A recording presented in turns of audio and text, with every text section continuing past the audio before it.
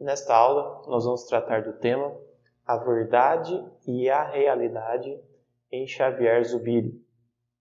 Depois de algumas aulas, nós retornamos no tema da filosofia de Xavier Zubiri, o filósofo espanhol do século XX.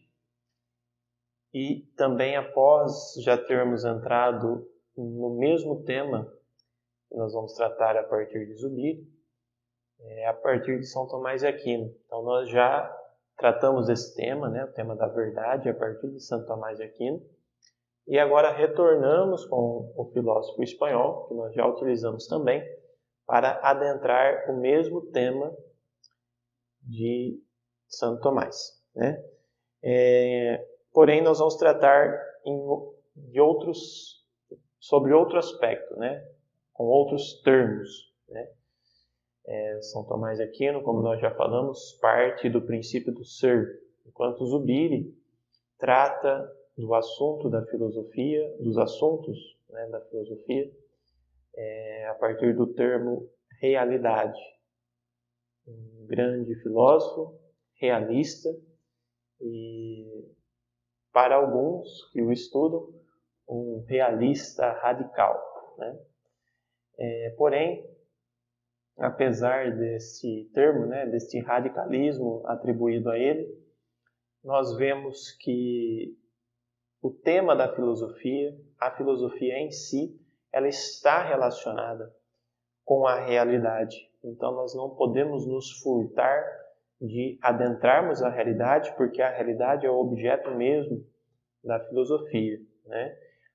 A realidade que por si mesma está relacionada com o tema da verdade, uma vez que a verdade, até agora, sempre foi, pelo menos até então, sempre esteve relacionada com o tema da verdade, como sendo a verdade a adequação do intelecto à realidade. Então, a realidade sempre esteve presente nas discussões filosóficas e deveria estar. Tanto é que a crítica que nós temos feito é que o ser humano, atualmente, está se apartando, está se afastando da realidade da qual ele nunca deveria ter perdido contato. Tanto é que o Chesterton vai dizer que nós, até hoje, os homens, até hoje não, Deus fez os homens de modo que estivessem em contato com a realidade. E o que Deus uniu, que o homem não separe. A separação do homem da realidade tem sido o problema filosófico fundamental. E nós já apontamos isso em outras aulas. Agora nós vamos adentrar profundamente o tema da verdade com foco no termo realidade, como este termo está relacionado com o anterior, partindo de um filósofo muito importante, já estudado aqui, Xavier Zubiri. O livro que nós vamos abordar principalmente é esse aqui, El Hombre y la Verdad, de Xavier Zubiri. É um livro muito bom, aconselho que você o adquira, que o leia, porém só tem ele em espanhol.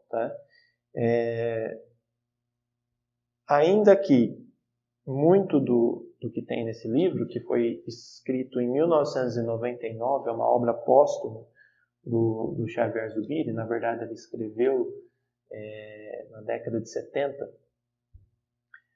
Muito desse livro nós temos na obra-prima, na obra principal do Xavier Zubiri, chamado Inteligência Senciente, ou Inteligência Sentiente, que é a obra original. Que é a trilogia, a principal obra do Xavier Zubiri. E lá ele tem uma parte dedicada somente ao tema da verdade, que é também o tema deste livro aqui. Este livro eu achei mais claro, então por isso que nós vamos partir dele.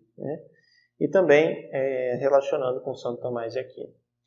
Vamos lá então. O primeiro princípio que nós temos que entender, na verdade é o princípio desta aula, é que, segundo Zubiri, a coisa não está presente porque eu me dou conta, mas eu me dou conta porque ela já está presente. O que isso quer dizer? A as coisas que fazem parte do nosso conhecimento, nós nos damos conta delas. Quer dizer, é a coisa que fornece os dados para a minha inteligência. E ela não está presente porque eu me dou conta. Esta é a concepção idealista, né? Que é a minha inteligência que dá forma às coisas. Quando, na verdade, são as coisas que dão forma à minha inteligência. Diante das coisas, eu devo ter uma posição um pouquinho mais humilde, daquele que recebe das coisas a sua medida, que recebe das coisas, para sermos mais fiéis ao Zubiri, a sua realidade. Então, a realidade da coisa está presente antes de mim. Ou seja, uma árvore é uma árvore independente de mim, independente que eu tenha me dado conta dela. A árvore continua lá, tenha eu me dado conta dela ou não. Ela não está lá porque eu me dei conta. O fato de eu me dar conta da árvore é algo que cabe a mim. Mas a presença da árvore não cabe a mim, cabe a ela. Então, é isso que nós estamos tentando deixar claro já no início, ao princípio. É a prioridade da realidade. A realidade está aí, independente de mim. E nós temos prova disso. É um velho jargão, né? Tenta você dar murro em ponta de faca. Se você der um murro na ponta de uma faca, independente se você se dá conta ou não do que você fez, a faca faz com que você se dê conta. E o seu dedo machucado também. E esta expressão deixa muito claro, a situação intelectual do homem moderno, que quer porque quer que a sua realidade, a sua razão, dê à realidade, quando é a realidade que dá a sua realidade à razão. Então, fica muito claro, por exemplo, na educação dos filhos pequenos, eu tenho uma filha e isso é muito claro. Hoje eu explicava para ela que não é a calça dela, o vestido dela que está errado, mas é a adaptação dela, a calça, o vestido, a roupa dela, porque ela reclamava que a roupa não estava certa, que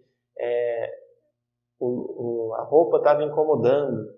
Aí ela trocava de roupa, também incomodava, e ela trocou várias vezes durante uns 3 dias a roupa, porque ela estava tendo um problema com essa roupa real, que estava incomodando ela. Na verdade, ela estava tendo um problema com a própria realidade, que se apresenta a nós independente de nós. E nós precisaríamos entender isso para não sofrermos tanto, porque a realidade está aí. E é a sua forma, é a sua própria estrutura. A estrutura da realidade é esta. Diante do homem, a realidade é aquilo que é independente do homem. E é isso que nós vamos ver agora. Partindo então desse princípio, de que nós é que temos que admitir a realidade e não o contrário. O tema da verdade constitui um núcleo filosófico em torno do qual se articulam aspectos essenciais, tanto da filosofia do conhecimento e da intelecção, como da teoria da realidade. Então, tanto as análises filosóficas cosmológicas, quer dizer, da própria realidade, quanto as análises filosóficas gnesiológicas do conhecimento, ambas necessitam do tema da verdade e da realidade. Então, esse tema, verdade e realidade, são assuntos filosóficos essenciais. Uma filosofia que se furta de tratar desses temas, é uma filosofia que está indo contra o projeto filosófico de todos os seres humanos até então, né? Então está inaugurando outro tipo de atividade humana que não é filosofia. A filosofia pressupõe o tratamento essencial do tema da verdade e do tema da realidade, né? O restante não pode ser filosofia, sob a pena de ter destruído a essência da filosofia, que é a busca da verdade, a busca da sabedoria, enquanto a participação do intelecto humano no intelecto divino. Mas isso a gente vai ver mais para frente, né? Naturalmente, não deve ocorrer a ninguém que o homem nada tem a ver com a verdade. Isso seria uma coisa impossível de pensar e nem de conceber. Parece, né, que é impossível o homem se furtar do tema da verdade. Porém, alguns, psicologicamente, como um artifício psicológico, têm feito isso, como se fosse possível, né, não tratar do tema da verdade em sua vida. Porém, o que nós percebemos é que o tema da verdade perpassa a humanidade, a história da humanidade e a nós mesmos. Ou é mentira? Ou eu estou querendo enganá-lo? É verdade que alguém pode nos enganar. É verdade que alguns, entre aspas, defensores da verdade contam mentiras. Mas por essas próprias afirmações nós podemos perceber que a verdade faz parte da estrutura do ser humano. Tudo que nós fazemos do ponto de vista do conhecimento é relacionado com a verdade enquanto pressuposto para sermos humanos. Um ser humano trata a vida sob o aspecto da verdade. A verdade tirada do ser humano deixa o ser humano numa condição deficitária em relação à sua própria humanidade. Eu não posso me furtar da verdade sem deixar de praticar as coisas mais humanas. A verdade é inerente à humanidade. Por quê? Porque tudo nós recorremos a este parâmetro. É a validade. Como vai dizer um grande professor, a verdade é a validade, é o parâmetro de validade universal e permanente de todos os juízos, de todas as afirmações. Tudo que eu afirmo ou nego é em função da verdade. Permanente, quer dizer, sempre. E universal, quer dizer, seja lá onde for, onde houver seres humanos, haverá discussão sobre a verdade.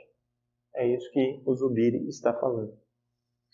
Poucas épocas na história viveram uma agressão à verdade como a nossa. Isso é uma afirmação do Zubiri, um grande filósofo que percebeu que a verdade nunca foi atacada como na atualidade. Atualmente há um ataque feroz e sistemático contra a verdade, por conta de ideologias com um nível de abstração extremamente baixo, para não dizer nulo. Ou seja, uma ideologia de fato. As ideologias atuais pressupõem que não haja verdade para sua validade, porque elas não são filosofia, elas são ideologias. Né? Uma ideologia é uma mentira. Né? Então é necessário que o tema da verdade deixe de ser investigado. Segundo Zubiri, quer queira, quer não, por muito nihilista, ou seja, que tem um apreço, né, pelo nada, nihilismo, nihil, né, que significa nada, né? Por muito nihilista que não acredita em nada que se declare, o homem vive mergulhado na realidade. Este é o primeiro ponto. O homem é um animal de realidade. O tanto quanto a verdade, o tema da realidade está inerente à natureza humana. O homem busca a realidade, porque ele está nela. Não dá para fugir da realidade, né? Apesar que muitos querem. Ou seja, por um artifício psicológico, querem fugir da realidade, né? Este é o caso do suicida, por exemplo, né? Que foge por uma timidez doentia, né? Por uma covardia diante da vida, tenta a última alternativa de fuga, é a fuga da realidade pela própria morte, né? Aí a sua morte acontece realmente na realidade, né? Quer dizer, nem mesmo a morte conseguiu escapar da realidade, e a pessoa deixa esta vida em nome da fuga da realidade, né? Mas não dá para fugir da realidade. Por mais nihilista que eu seja, por mais que eu não queira saber de nada, não dá para fugir da realidade, porque eu continuarei sendo aonde? Sendo na realidade, como o último fundamento de mim mesmo é a realidade. Então não dá para a gente se furtar da realidade. O homem sente que é afetado em realidade, que é afetado realmente, precisamente porque o afetante não é aprendido como mero estímulo, mas como realidade. É realidade estimulante. Isso é um pouco diferente de tudo aquilo que nós estamos acostumados a tratar, né? Então parece um pouco estranho, mas vou explicar essa questão do estímulo e da realidade. O animal, segundo o Zubiri, ele recebe a realidade enquanto estímulo. Por exemplo, o fogo para um cachorro é recebido enquanto estímulo. Então, é o fogo que estimula o cachorro a, por exemplo, fugir. Então, se você aproximar um cachorro de uma fogueira, por exemplo, ele vai vai ser estimulado pela realidade do fogo. Ele não vai querer estar ali e vai sair correndo. Então, os animais sentem a realidade enquanto estímulo. O homem é diferente. Eu não apenas sinto a quentura do fogo, ou seja, eu não apenas sou estimulado tanto quanto um animal pela realidade, mas eu percebo a realidade enquanto realidade. E isso é totalmente diferente. Voltando no exemplo, eu não percebo apenas o fogo ou a quentura do fogo, mas eu percebo que o fogo é quente. Eu percebo o fogo como independente de mim. O animal não. O animal percebe a quentura nele, no seu corpo. Na sua realidade corpórea, ele apreende aquele estímulo como se aquele estímulo estivesse fazendo parte dele. Ele sente na própria pele, né, o calor do fogo e se afasta. O homem percebe que o fogo é quente, ou seja, ele percebe o fogo e ele como independentes. O fogo está ali, independente se eu estou pondo a mão nele, eu sei que ele é quente. Esta é uma sutileza da teoria do conhecimento que faz toda a diferença. Porque o homem, agora nós conseguimos perceber que ele está na realidade entre as coisas reais, percebendo as coisas reais como sendo elas independente dele. O animal não consegue perceber totalmente o que é si mesmo e o que é a realidade. Ele percebe a realidade de acordo com os estímulos que ela oferece a ele. Então, vamos entender de uma vez por todas isso, porque isso é fundamental. O fogo, somente próximo do animal, é notado. O fogo, independente se está próximo ou não do homem, é notado como sendo fogo e não sendo o homem. Há um caráter de separação. O homem, na realidade, percebe as coisas independente dele. O animal, como que dependendo dele.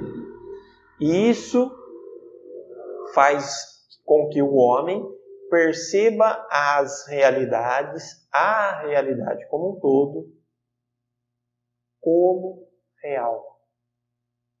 Por quê? Porque o homem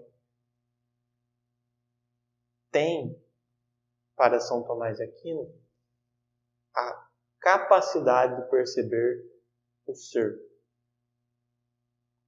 Que uma coisa é uma coisa. Enquanto o animal só consegue perceber a coisa, impactando, estimulando ele mesmo. Então, o relacionamento do homem com a realidade é diferente.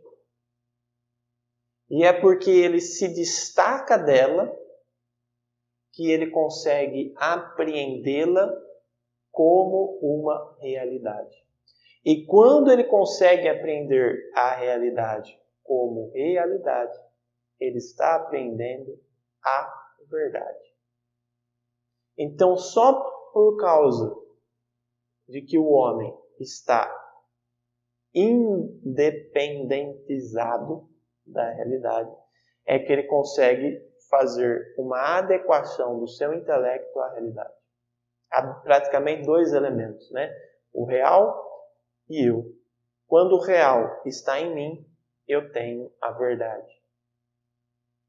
A verdade daquela realidade que agora eu apreendi, né? Isso é fundamental. Podemos dizer que o Zubiri descobriu algo, né, que é esse caráter de independência, que impactou toda a história da filosofia e vai impactar mais ainda, cada vez mais que ele for conhecido, na resolução dos problemas atuais sobre o tema da verdade. E agora nós vamos entender, adentrando as sutilezas do seu pensamento a partir deste princípio, como isso impacta, né? Para deixar claro que o homem é um animal de realidade. Ele consegue perceber a realidade independente dele. Qualquer outro animal não consegue, né? Então, o que vem a ser a inteligência? Se é esta a atitude do homem diante da realidade, o que vem a ser inteligência para o Zubiri? Ele começa assim: que a inteligência forme conceitos, isto é evidente. Agora, é verdade que a função primária e formal da inteligência seja conceber, formar conceitos e ideias? O Zubiri se coloca aqui como um filósofo que não aceita que a função primeira da inteligência seja formar conceitos. Porém, na filosofia clássica e medieval, isto é muito trabalhado como sendo a função principal da inteligência. Então aqui ele está tendo uma pequena divergência da filosofia clássica e medieval. Se bem que, no fim das contas, isso vai significar mais ou menos a mesma coisa. É que ele parte de termos diferentes. Segundo ele, é evidente que não, que a função primária e formal da inteligência seja formar conceitos. Porque os conceitos e as ideias, o homem os forma sobre a realidade que lhe está presente. Então, para o Zubiri, os conceitos são formados posteriormente à apreensão da realidade. Então, a função primária da inteligência humana é a apreensão da realidade como realidade, ou seja, independente do homem. O próprio formal da intelecção consiste em apreender algo como real e simplesmente atualizá-lo como real. Então, atualização, esse termo é importante. Atualização aqui nós podemos encarar como presença. Uma coisa em ato é uma coisa presente aqui, né? E o real atualizado na inteligência é o real presente na inteligência como real. Isso é a verdade.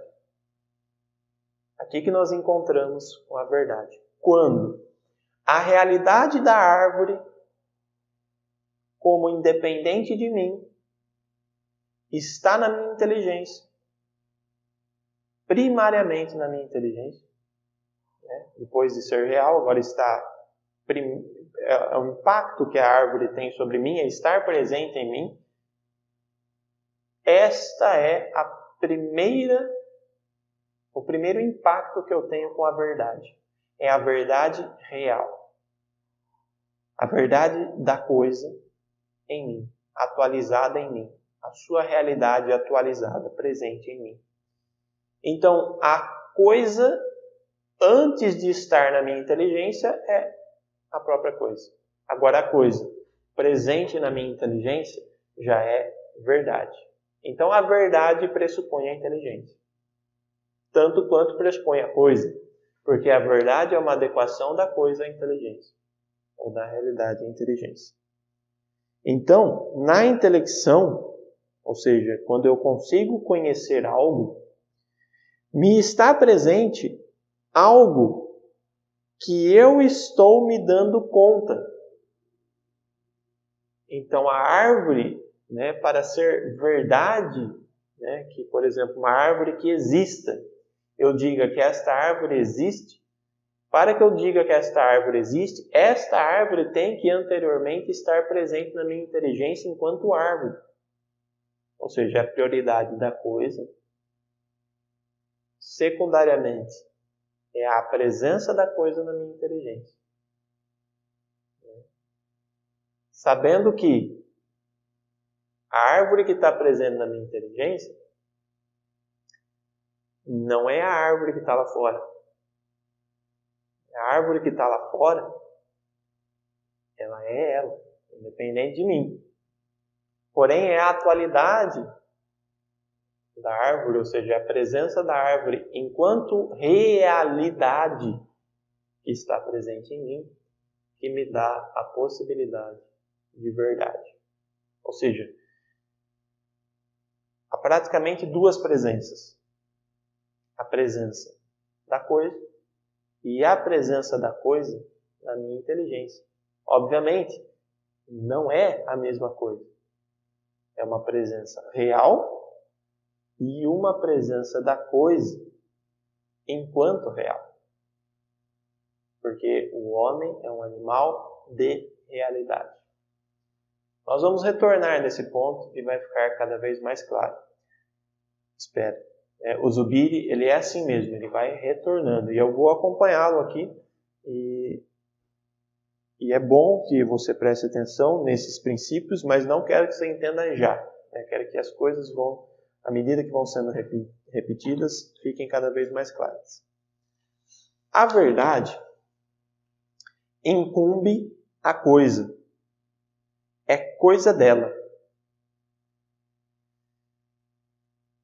Ou seja, a verdade é da coisa.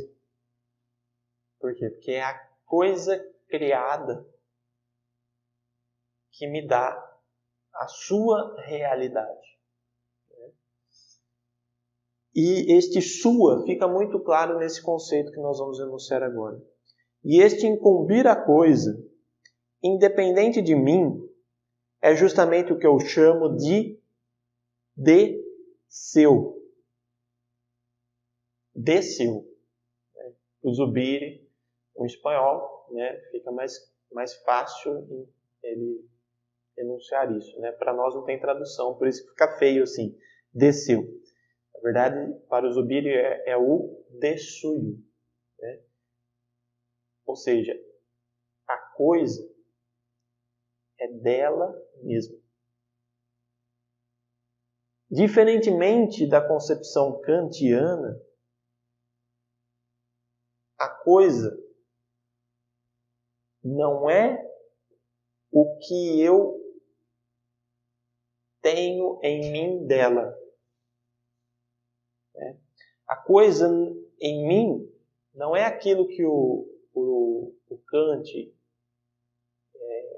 tratou, né, como sendo fenômeno. Né?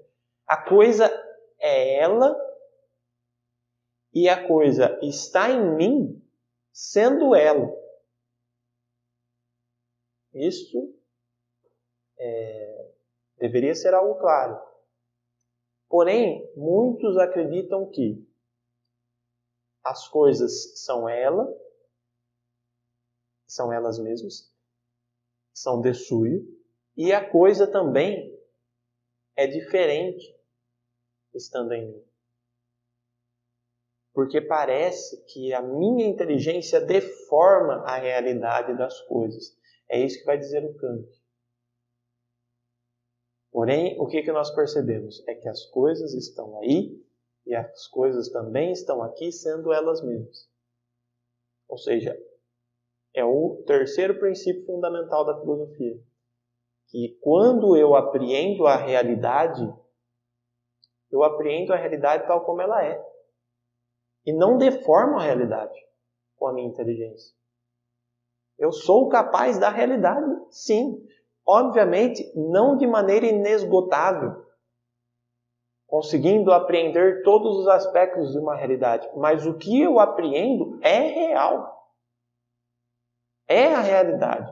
É a realidade presente em mim, na minha inteligência, que faz com que a minha inteligência seja capaz da verdade das coisas. Isto é simples de perceber. Uma árvore que está presente na minha inteligência enquanto árvore, ela é da árvore. Não é a minha inteligência que formou a árvore. Então, essa supervalorização da inteligência subjetiva, típica do idealismo alemão, da modernidade, né, do século XVII, XVIII, isso é uma loucura filosófica. De que é a minha inteligência que dá a realidade às coisas. Não, é as coisas que dão a sua realidade à minha inteligência. E se é assim, a verdade incumbe a coisa e não a mim. E é aí que o relativismo perde toda a sua força. Porque a verdade é da coisa, não é minha. Eu não posso querer dar murro em ponta de faca. Ou, pelo menos, eu não posso querer dar murro em ponta de faca e não me machucar minha mão. Agora que eu queira dar murro em ponta de faca, mas assim, você vai machucar sua mão. Isso não é eu com a minha inteligência opressora, que estou pelo meu discurso retrógrado e opressor falando para você que a faca vai machucar sua mão. Não. Se você quiser experimentar, experimenta. Né? Para ver se é por causa minha ou por causa da faca. É por causa da faca, não por causa do meu discurso. Né? Então essa teoria de que tudo é discurso, que os discursos de poderes, né, em que uma pessoa se impõe sobre a outra, né, e quer impor o seu discurso como se eu quisesse, por esse curso, impor o meu discurso sobre você, que é um pobre coitado que está aí do outro lado, me ouvindo e tentando ser convencido por mim, porque eu quero pôr na sua cabeça o meu discurso. Ah, gente, para de loucura. O que eu estou querendo fazer? Eu estou tentando explicar a realidade para você, meu filho. Por quê? Porque eu estou tentando fazer filosofia. Essa é a função do filósofo. Adentrar profundamente a realidade, a verdade das coisas, tentar explicar para as pessoas. Porque eu quero? O que eu ganho com isso? Poder? Nossa, poder. Meu Deus do céu, gente, que loucura querer ver maldade numa coisa dessa. É loucura. É a mesma loucura de uma pessoa que não aceita o rótulo do veneno. O veneno está lá falando, não tome que você morre. Ah, mas eu não gosto desse rótulo porque ele está negando a minha liberdade de tomar o que eu quero. Então toma, meu filho. Experimenta. Né? É assim que se cura um louco. Vai dizer o Chesterton. Né? Não adianta você tentar provar para o louco que ele é louco. Você tem que submeter o louco à realidade. Né? Porque o louco vai ver você de uma forma equivocada em tudo. Ele vai achar que qualquer coisa que você faz é contra ele. Então o que você tem que fazer? Você tem que fazer. Então vai lá. Vai lá para ver se é o rei da Inglaterra. Tenta ir lá fora, né? Tenta ir no mundo real, provar que você é uma galinha. Não dá, gente. Se você quiser tentar explicar para o louco, né? Você não é o rei da Inglaterra. O que ele vai achar? Que todas as pessoas iam na sua época contra o rei sempre foi perseguido, então logo essa pessoa que está falando que eu não sou o rei, ela está me perseguindo, logo eu sou o rei. Quer dizer, o louco perdeu tudo, exceto a razão. O louco tem razão. O problema é que a razão dele é uma razão aérea, sem correspondência com o real. Né? Ele tem razão, ele tem lógica. Né? Como diz o Chesterton, os poetas não ficam loucos, só os jogadores de xadrez ficam loucos. Por quê? Porque é loucura a lógica. Quando a lógica não tem correspondência com a realidade. Quando eu quero que a árvore seja árvore, porque eu criei a árvore na minha cabeça. Quando eu deveria admitir que eu não tenho essa capacidade criadora. Que só Deus tem. Ou seja, que Deus é Deus. E eu não. Quer dizer, eu não sou Deus. Então, o que está faltando, no fim das contas, em toda esta parafernália, desta confusão filosófica, é humildade. É o reconhecimento da sua condição de criado, ou seja, criatura, e não criador. E isto o São Tomás de Aquino, dormindo, saberia explicar. Né? Hoje, né, São Tomás de Aquino estivesse dormindo, alguém perguntasse para ele o que é a realidade, o que é a verdade, ele falaria isso aqui. Hoje em dia, né, as pessoas, como diz o Chesterton ainda, né, estão esperando que passe um trem que nunca vai passar. Né? Está lá esperando, né? Esperando o impossível. Né? E aí ficam loucas. Né? Enfim, vamos passar para os próximos assuntos, mas é que é necessário a gente relacionar tudo isso com os tempos que a gente está vivendo. Né? Porque senão parece que isso aqui é simplesmente uma metafísica externa e sem sentido, né? Então vamos lá. As coisas se nos apresentam como em uma apreensão direta da realidade, como algo que é de seu, né? Então as coisas se apresentam como sendo elas mesmas, de suyo, né? Independentes de mim. Aquilo que nos está presente pertence primariamente à coisa e não à inteligência em que está presente, né? O Zubiri, que teve uma certa influência kantiana, conseguiu perceber o erro do Kant. Ele estudou muito Kant e conseguiu perceber que é este o problema aqui. A realidade da coisa impacta a minha inteligência. Para o Kant, a realidade da coisa é inacessível. E aqui para o Zubiri, não é que ela é inacessível, ela é acessível e é a realidade dela que faz com que eu construa em mim mesmo a verdade adequada a ela. Continuando.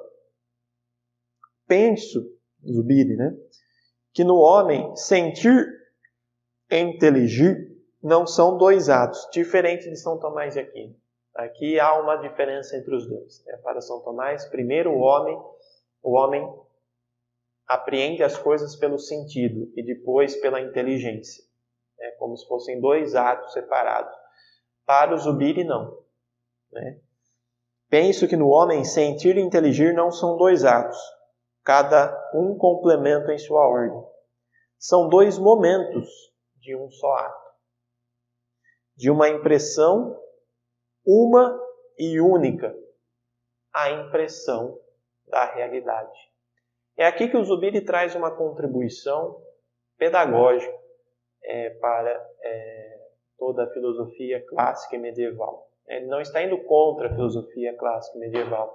Ele está explicando para o homem moderno e pós-moderno uma coisa mais precisa, para que fique claro a confusão que foi feita pelos modernos. Que é que o homem é impressionado pela realidade. O homem sente as coisas como reais. Não é que ele sente e depois percebe a realidade das coisas. Ele sente a coisa como real. Ele sente o fogo como realidade do fogo. Ele não sente o calor do fogo apenas. Ele sente o fogo como sendo o fogo algo real. Então, a realidade perpassa a percepção do ser humano. Ela perpassa a sensibilidade humana. O homem sente a realidade. É isso que vai dizer o Zubiri. Que é algo novo na história da filosofia. Essa é uma novidade. E por isso nós trazemos ele aqui, como alguém que soube explicar alguns pontos que está muito difícil a gente perceber. E é justamente esse, que o homem sente as coisas como reais. E o que quer dizer isso? Que o homem sente as coisas como reais. O homem, segundo Zubiri, é animal de distanciamento. É isso que nós falávamos. A coisa não me impacta tanto quanto impacta um animal. Eu sinto a coisa como real, distanciada de mim, independente de mim.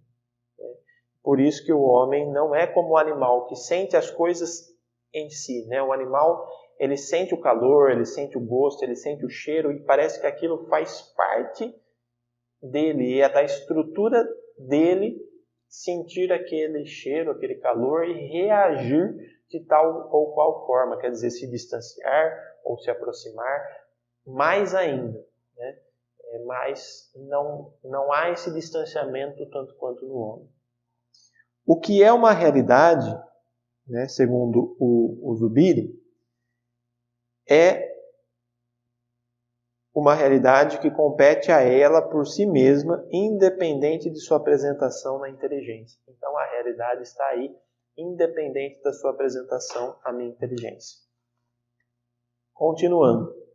Independência não significa uma coisa à parte da minha impressão. É o que os gregos e os medievais pensavam.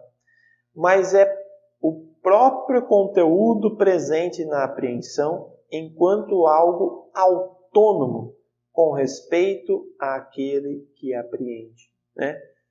Então, as coisas estão em mim, me impressionando enquanto reais, porque eu, enquanto homem, animal de realidade, consigo apreender as coisas enquanto reais. Mas elas estão em mim como que autônomas a mim. Ou seja, eu tenho uma certa autonomia em relação às coisas. Elas estão em mim, mas eu sei que eu não sou elas, E que elas não são eu. Então eu estou com as coisas, algumas presentes em mim, porém autonomamente, sem ter esse caráter de estar mergulhado naquela realidade tanto quanto os animais. Né? Isso é muito diferente. Faz do homem um animal muito diferente. Né?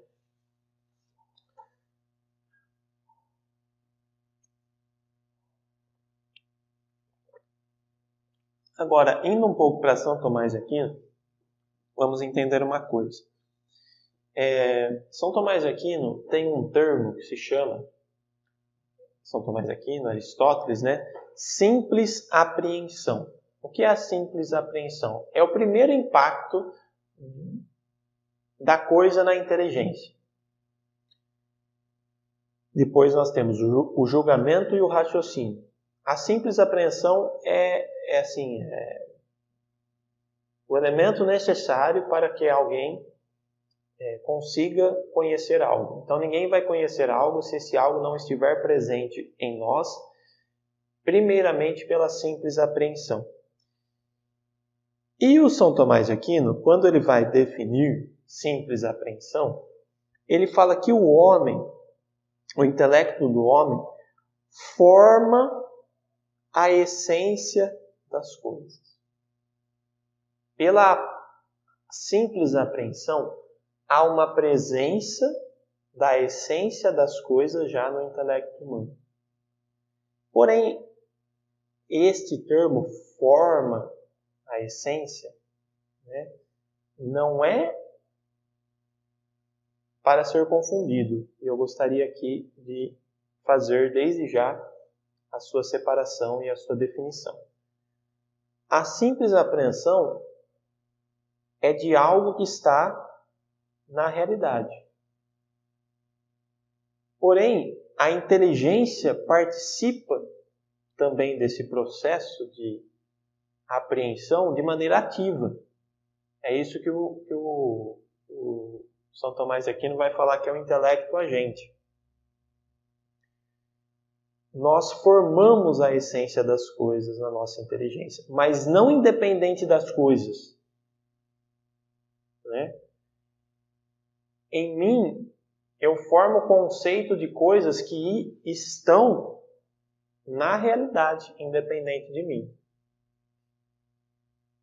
Então, quando São Tomás diz que o intelecto forma a essência das coisas, ele está a se referir a uma operação do intelecto, que é a simples apreensão, enquanto atividade intelectual, não como atividade criadora.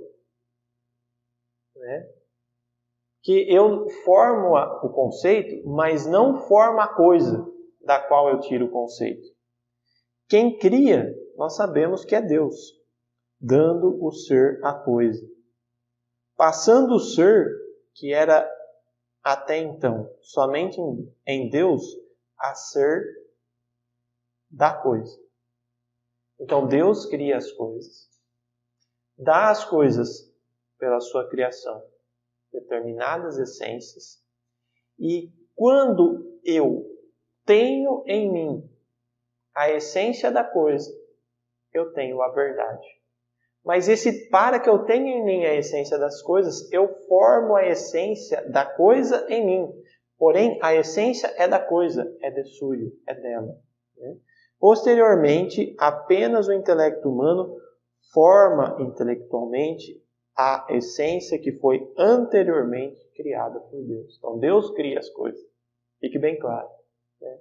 Porque no idealismo alemão, que é justamente a contraposição que nós estamos fazendo aqui,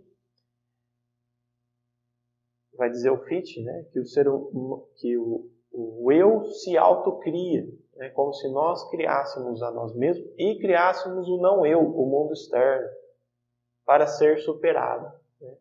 Nós não temos essa capacidade criadora, nós só criamos conceitos e não coisas. E as coisas é que dão a sua razão a mim. As coisas é que dão a sua essência a mim. E é por isso que o relativismo perde o sentido, porque as coisas são relativas em relação à minha capacidade de apreendê-las, mas não são relativas em si e muito menos inacessíveis. Elas são inesgotáveis. Quer dizer, a minha capacidade de apreensão das coisas é limitada, mas a essência das coisas, ela é criada de maneira infinita do ponto de vista criador, mas finita do ponto de vista da criatura. Ou seja, ela tem determinada essência. Feitas essas ponderações, vamos para o próprio São Tomás de Aquino para entender uma coisa aqui que a mim me impacta muito. E eu gostaria que isso também fizesse sentido para você. Na Summa contra os Gentios, que é uma das principais obras filosóficas de São Tomás de Aquino, no livro 2, no capítulo 28, no item 2, ele diz o seguinte: como o ato da justiça consiste em dar a cada um o que é seu, o ato da justiça precede o ato pelo qual se torna próprio de alguém, como se vê nas coisas humanas, onde alguém trabalhando merece tornar seu o que o retribuidor lhe dá por um ato de justiça. Então, quem trabalha, de forma justa, se torna alguém para quem aquele que esta pessoa trabalhou, tem uma dívida. Então, a pessoa que recebeu o trabalho de alguém tem uma dívida para aquele que trabalhou para ela. Isso é justo, porque a gente tem que dar para o outro aquilo que lhe é devido. Esse é o conceito de justiça. Por que ele está falando isso? Porque ele vai falar que as coisas criadas, elas não são criadas por justiça. Por quê? Por conseguinte, aquele ato pelo qual alguém faz em primeiro lugar alguma coisa sua, não pode ser um ato de justiça. Ora, pela criação, a coisa criada começa a ter algo em primeiro lugar. Logo, a criação não provém de um ato de justiça. E o que ele está falando aqui? Que nós precisamos entender hoje em dia. É que quando Deus cria, Ele não cria porque Ele tinha que criar. Ele dá algo independente. Olha como esse termo independente é importante hoje. Ele dá algo independente que eu mereça. Ou independente que nós passamos por onde para ter. Inclusive a nossa vida. A possibilidade da nossa vida foi dada pela realidade através de um ato não de justiça. Você não mereceu a sua vida. A sua vida lhe foi dada. Independente de você. Bem-vindo ao mundo real.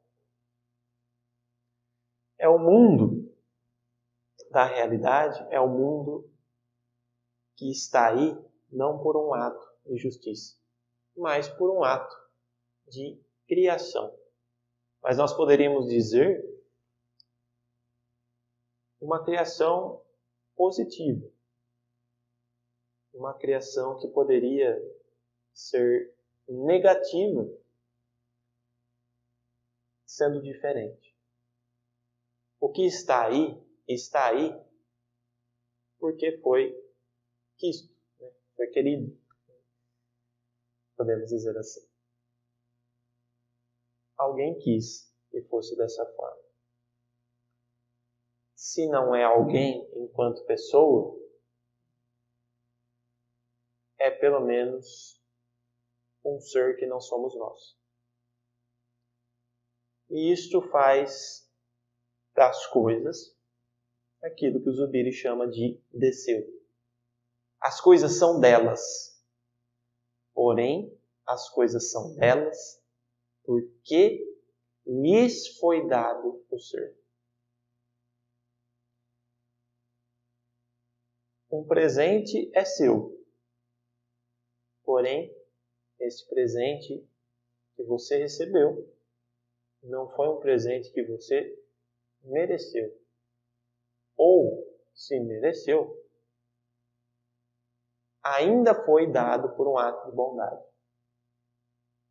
Então, a criação não é um ato de justiça, mas um ato de bondade. As coisas têm o seu ser recebido. As coisas são o que são, independente de nós, porque não fomos nós que demos o ser a elas. Elas receberam, não por justiça, mas por bondade, o seu ser. E é por isso que normalmente elas não reclamam. E é por isso que nós, com o nosso orgulho humano, reclamamos. Porque nós perdemos a noção do que é receber um presente. E o Chesterton, estou citando bastante ele, porque fica muito claro, né, as suas frases, né? Ele diz o seguinte, que se eu posso agradecer o Papai Noel por ter me dado, por colocar doces em minhas meias, eu não poderia agradecer o Papai Noel por ter me dado pernas para pôr nas minhas meias? Essa sensação de gratidão em relação às coisas mesmas que já estão aí, o nosso próprio corpo, o nosso próprio ser, a nossa própria vida, é algo que tem se perdido. E é justamente quando a gente se torna ingrato que a gente se torna revolucionário. Quando você não admite mais o mundo, é que você quer alterá-lo, custe o que custar. Não, muitas vezes, para o bem, mas para si.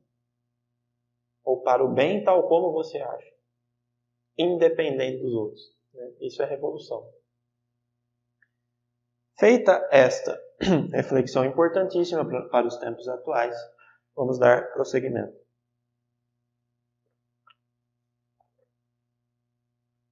O inteligido é sempre apreendido em formalidade do deseu. Ou seja, quando eu apreendo algo, é sempre apreendido como independente, como algo que é impróprio. Esta realidade é uma prioridade, um pyrrhus, quer dizer em latim, prioridade, com respeito à apreensão.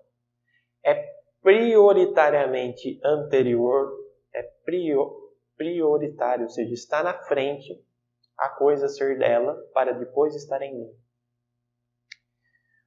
O verde é tal ou qual tonalidade e intensidade.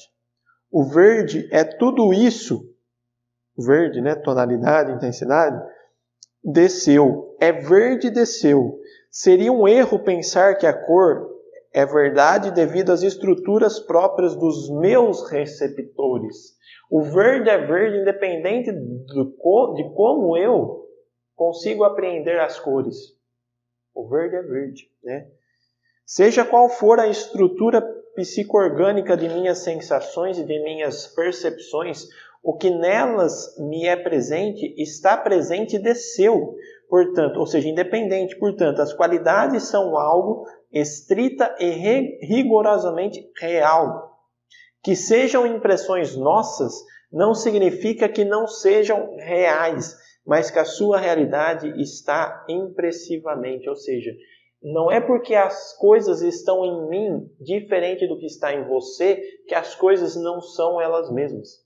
O que o Kant não percebeu, que a gnesiologia não tem um impacto na cosmologia. Ou seja, o meu conhecimento não impacta a realidade da coisa. O meu conhecimento pode estar deformado. Né? Eu posso dirigir bêbado, mas eu não posso dirigir bêbado e não vendo as coisas de maneira real, porque o bêbado vê as coisas de maneira confusa, não querer correr risco de sofrer um acidente justamente por estar bêbado, né? Ou seja, a realidade como anterior é importantíssima. Então, segundo Zubiri, né, aí que ele vai definir esse conceito, né, de inteligência senciente, né, que é a inteligência que sente a realidade enquanto realidade, né, eu apreendo a realidade enquanto realidade pela minha inteligência, né. Segundo ele, seria necessário superar o dualismo entre inteligir e sentir, que sempre conduziu na filosofia grega e medieval ao dualismo da realidade. Segundo Zubiri, né, o Kant caiu na loucura que caiu, né, da separação de objeto e de sujeito, porque na filosofia medieval havia muito essa separação. Porém, esta separação na filosofia medieval era por questões pedagógicas e didáticas, né? Enquanto para Kant isso passa a ser a estrutura da realidade. É quando o modelo de explicação passa a ser a própria explicação. E é isso que foi a confusão, né? Segundo ele, não deveria nem ter separado tanto assim. Há um salto obrigatório se se parte da intelecção concipiente, ou seja, da intelecção que cria conceitos. Mas não há salto se se parte da inteligência senciente. Ou seja, se eu parto desta realidade, que eu apreendo a realidade como realidade, e não como eu sentindo, depois fazendo o conceito, isso é algo mais natural. Não vai haver saltos, vai ficar muito mais claro. E é por isso que o Zubiri vem trazer para o homem moderno, né, uma concepção muito mais rigorosa do que vem a ser mesmo a inteligência e a verdade.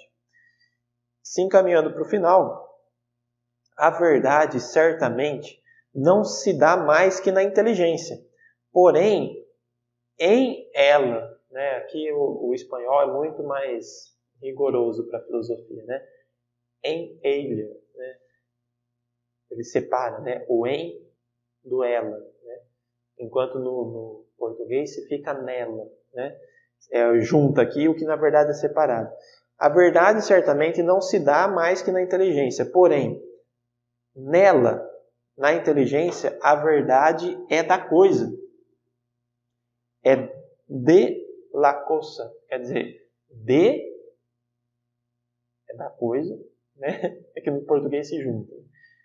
De a coisa. É dela independente de mim. Porém, nela, a verdade é da coisa. Na inteligência, a verdade não é da inteligência, é da coisa. Ainda há essa separação. E precisamente por isso a chamo de verdade, porém como verdade real. É se se quer a realidade em verdade, ou seja, é uma prioridade da realidade para concebermos a verdade. É a verdade real que funda o caráter de dar-se na minha inteligência, e não ao contrário, como se fosse a minha inteligência a que criasse o caráter de verdade real. A minha inteligência não cria, a minha inteligência, como diz São Tomás de Aquino, não dá a medida das coisas, mas recebe a medida das coisas.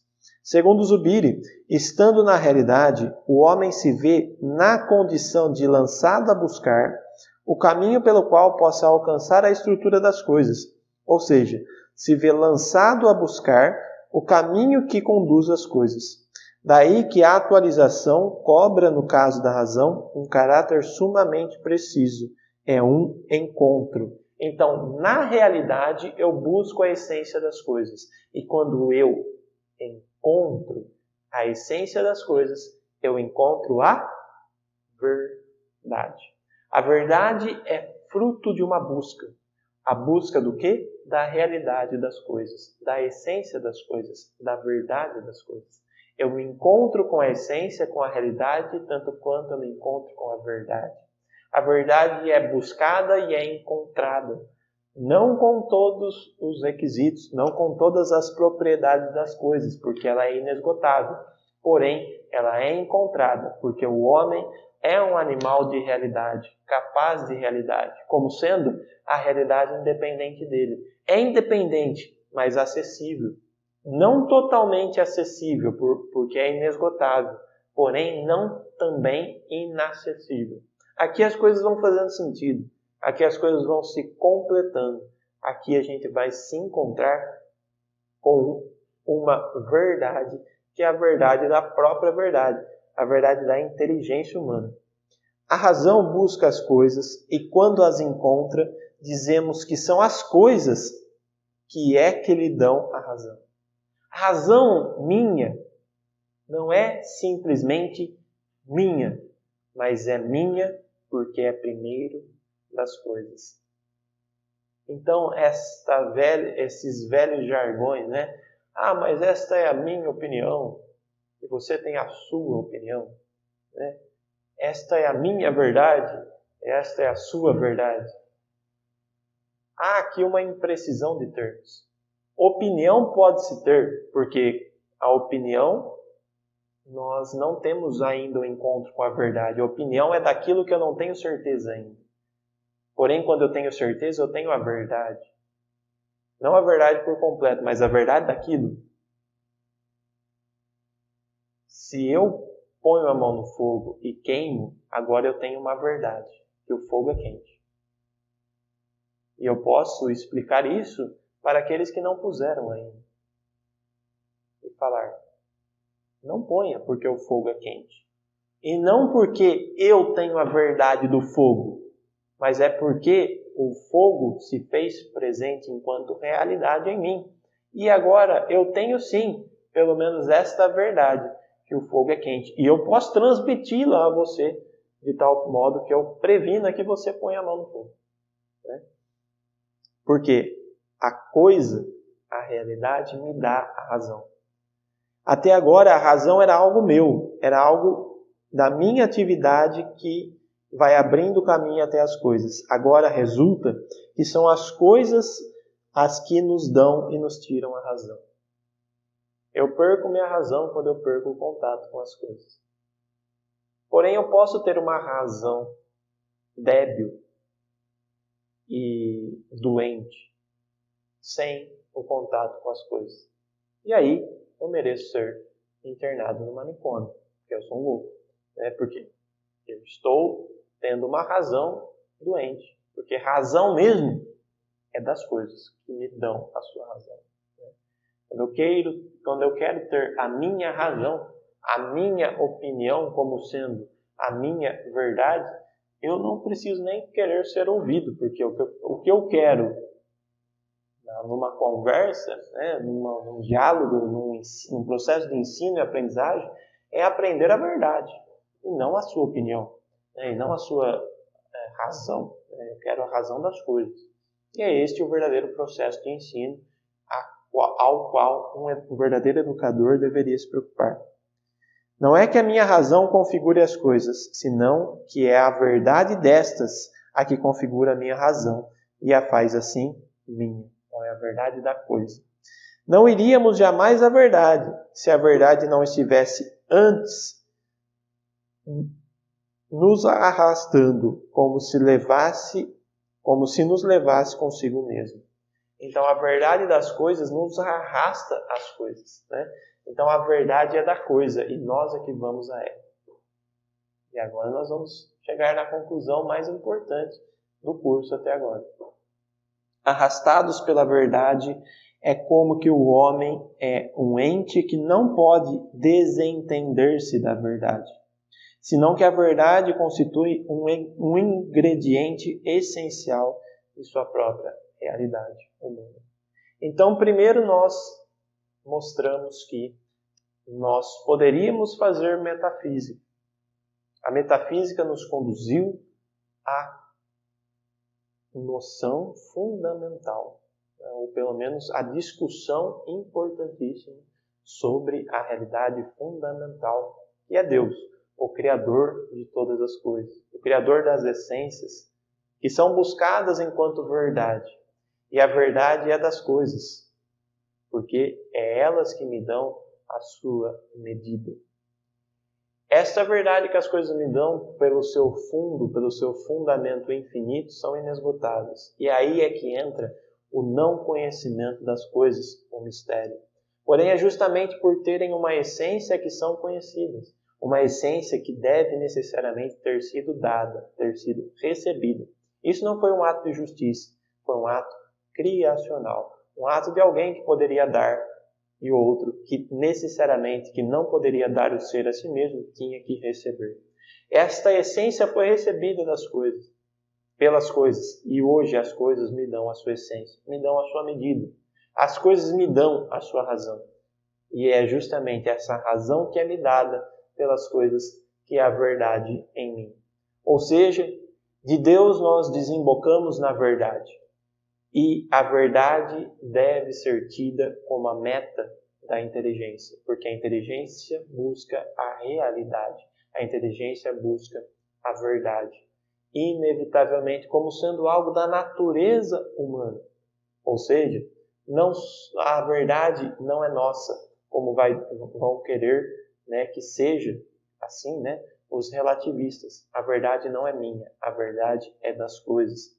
A verdade é algo que não está em mim, mas a verdade é algo em que eu estou. Eu estou na verdade. Eu sou da verdade. Eu sou da realidade e não o contrário, como muitos loucos estão querendo que seja. Com isso, nós encerramos esta parte do curso, que são os pressupostos para se entender o curso que começa a partir de agora, de fato, na sua essência, né? Para nós entendermos o que de fato nós temos que entender como educadores nesses tempos de hoje. E para encerrar e adentrar os próximos tópicos, eu gostaria de ler aqui uma frase muito interessante de um brasileiro, né? Se eu não me engano é português, é um português que morou no Brasil por muito tempo, professor da USP, orientador do Jean Lauan, que é aquele que nós já tratamos aqui, que se chama Rui Afonso da Costa Nunes. Ele escreveu um livro chamado A Ideia de Verdade e Educação. Aqui ele começa a relacionar verdade e educação. Por que nós falamos de todos esses pontos aqui? Passamos por Deus, as essências, a criação, a verdade. Porque isso tem tudo a ver com educação. Agora é que, depois de tantos conceitos, tantas explicações, tantas sutilezas filosóficas, nós vamos encontrar a razão disso tudo relacionando com a educação. E vamos iniciar agora. O professor consagra-se à busca da verdade por dever de ofício. É dever do professor a busca da verdade. E tem por missão difundi-la através do ensino. Cabe-lhe o relevante encargo de descerrar para os jovens as portas do mundo da cultura, proporcionando-lhes os meios de cultivarem o próprio espírito e de realizarem em si a própria humanidade e o próprio ser. Esplêndida missão é esta, a de docente, ou seja, aquele que ensina. Não dá para ensinar a mentira, não dá para ensinar o erro. Nós temos que ensinar a verdade. Agora fica mais claro qual é a nossa função. O ensino só pode ser ensino na verdade. E é por isso que nós tínhamos que passar por todos esses tópicos, todos esses pontos. E eu agradeço a sua paciência, sua perseverança. Porém, nós estamos ainda apenas no começo. Continue os seus estudos.